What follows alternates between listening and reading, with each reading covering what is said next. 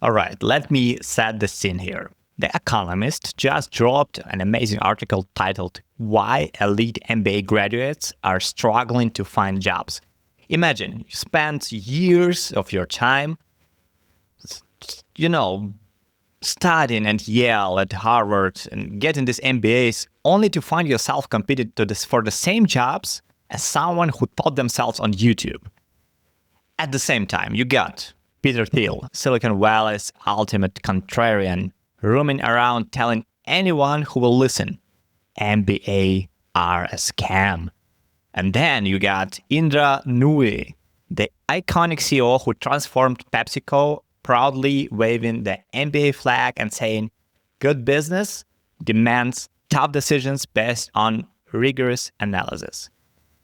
So today, we are diving into the debate. Do MBA help you build wealth, or are they just like overpriced networking events? We'll unpack Peter Thiel's wild stories from the PayPal mafia days and his 100K checks to dropouts.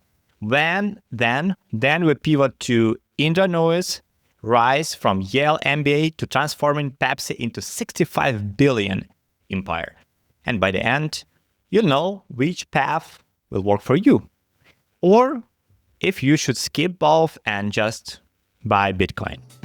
Let's go. I'm Bogdan. I'm on a journey to hit 8 figures before being 40. On this pod, I'm learning from entrepreneurs who have done it and inviting you along for the ride. Enjoy. All right, picture this. It's 1999. Peter Thiel is running PayPal out of dingy Palo Alto office. His team, later known as PayPal Mafia, includes Musk, Reid Hoffman, and a guy who once hacked his way out of the parking ticket. And while MBAs are busy learning supply chain optimization, Thiel is fighting a different battle. Fraudsters are bleeding PayPal dry. Fraud was so bad at PayPal that 1 month they were losing 10 million to scammers. Peter walks into the office, slams a report on the table and says, fix this or we are dead. Here's it when it gets absolutely crazy. Instead of playing defense, his team went into offense. They infiltrated the underground fraud forums, create fake accounts, and even baited scammers to expose their own networks. One day, they discovered an entire fraud syndicate based in Russia buying stolen credit card numbers in bulk. Peter's team didn't just block them, they built an algorithm to predict fraud before it even happened. By the end of the year, PayPal was a fraud-fighting machine. Here's the lesson. Thiel said once, a new company, this is the quote of Peter's, a new company's most important strength is new thinking. And what's the first lesson? MBAs are trained to follow frameworks. Entrepreneurs like Peter, they invent new frameworks.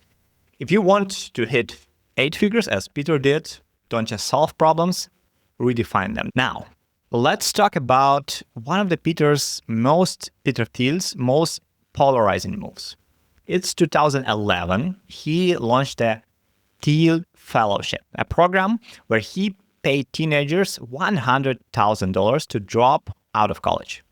Let me say that again. Paid them to not go to school. The logic was simple. We need unusual individuals to lead companies. He believed colleges, especially MBA programs, churned out carbon copy thinkers who lacked bold and creative ideas. And he got some success stories. For example, Dylan Field, who created Figma, which Adobe acquired then for $20 billion. But it wasn't just success stories. One kid took $100K to build a perpetual motion machine, essentially a physics-defining energy device. Spoiler, it didn't work. But Thiel's response was, failure is a part of the process. Lesson here. If you don't tolerate failure, you won't innovate. Lesson number 2, success isn't about playing it safe. It's about taking risks that make MBAs sweat. So basically, Thiel Fellowship is like a Shark Tank, but all the participants are dropouts, and the pitch is just, trust me, bro. Let's move to Thiel's most infamous belief. Competition is for losers. Yeah, you heard that right. Thiel thinks competing is a waste of time, and he says the best businesses are creative monopolies. So, here's the story. Thiel learned this by the hard way. In PayPal, early days, they were fighting tooth and nail against eBay's payment system, Bill Point. Every time PayPal added a feature, eBay copied it. Thiel realized that they never win by competing on features. So they pivoted, and PayPal focused on user experience, simplify the product, and make it stickier than eBay's clunky bill point. As a result, eBay eventually gave up and acquired PayPal for $1.5 billion. And the takeaway here is creative monopoly means new products that benefit everybody and sustainable profit, creating a sustainable profit for the creator. Lesson I learned from here is don't compete, create. Now, let me switch gears to Indra Nooyi. Imagine walking into PepsiCo. It is 2006. Soda sales are plummeting, health trends are rising, and everyone's looking at you like, save us. That's the challenge Nooyi faced as CEO. Instead of doubling down on soda, Nooyi took Pepsi in a bold new direction, health-conscious products. By the time she stepped down in 2018, Pepsi revenue had grown by 80% to $65 billion. She reduced the sugar content in dozens of Pepsi products because she wasn't just thinking about profits, she was thinking about purpose. Nooyi said it best, and this is her quote: "The challenge of the leader is looking around the corner and making the changes before it is too late." An MBA doesn't just teach you how to lead, it teaches you to anticipate. Now, let's talk about one of the Nooyi's boldest moves, the Tropicana acquisition. It wasn't just about buying a juice company. It was about redefining Pepsi's future. Nooyi didn't just show up with a checkbook. She walked into the negotiation room with a deep understanding of Tropicana's culture, their fears, their hopes for the brand. One executive said, "She didn't just talk business. She made us feel like we are joining a family."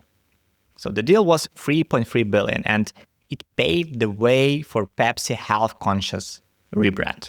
Lesson: good business demands tough decisions based on rigorous analysis. An MBA doesn't teach you numbers, it teaches you how to read the room. Another story about Nooyi: she didn't just lead the PepsiCo, she changed the way the company thought about leadership. One of her guiding principles: if you don't, and this is a quote, if you don't give people a chance to fail, you won't innovate.